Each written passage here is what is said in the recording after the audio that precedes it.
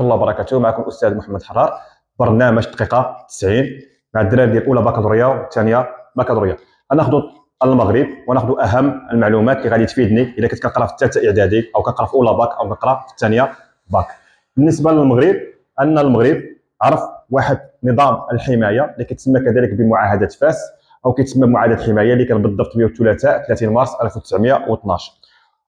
وانطلقت واحد المقاومه مسلحه اللي كانت من 1912 حتى 1934. هذه المقاومه المسلحه كانت في 4 ديال المناطق واللي غادي نرجعوا ليها. هذه المقاومه المسلحه كانت الخلال ديالها 4 ديال المعارك.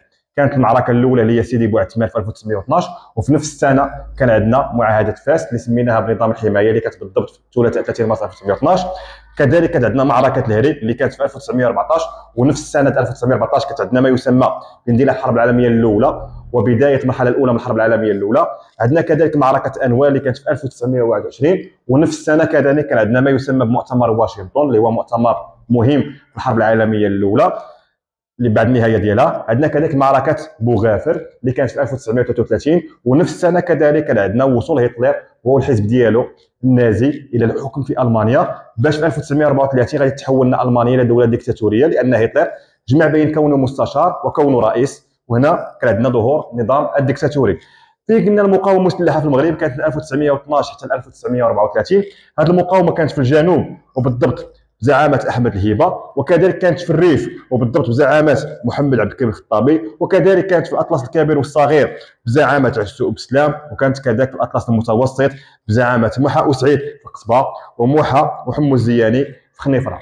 المغرب كانوا باغيين يستعمروا 5 ديال الدول. هاد الدول اللي كانت باغيه تستعمروا هي اللي كنسميوها بالقوى الامبرياليه. وشنو هي الامبرياليه؟ الامبرياليه هي حركه استعماريه توسعيه، وهي كذلك والده الراسماليه. اذا المغرب كانوا 5 ديال الدول باغيين يستعمروه، ما استعمروش، كانوا باغيين يستعمروه اللي هما فرنسا، اسبانيا، ايطاليا، انجلترا، المانيا.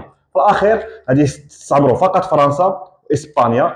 وهنا غادي نشوفوا ان المغرب واخا استعمروا 2 ديال الدول غادي ينقسم 3 ديال المناطق: منطقه ذات نفوذ فرنسي، منطقه ذات نفوذ اسباني، وطنجه الدوليه.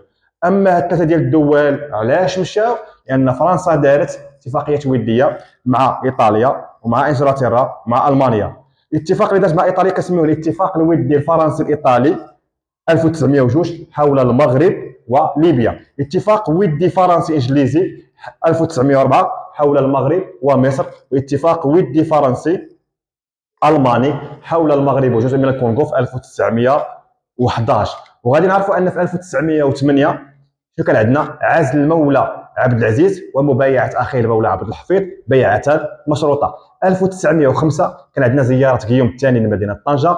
1907 كان عندنا احتلال وجده والدار البيضاء، من المناطق اللي تحتلوا قبل الاستعمار. في 1911 احتلال مدينه الرباط. اما 1909 فاحتلال شمال المغرب من طرف اسبانيا. وهنا كان معكم الاستاذ محمد الحرار، بينكم وبين المعلومه فقط فرصه اللي خصك تستغلها في الدقيقه 90.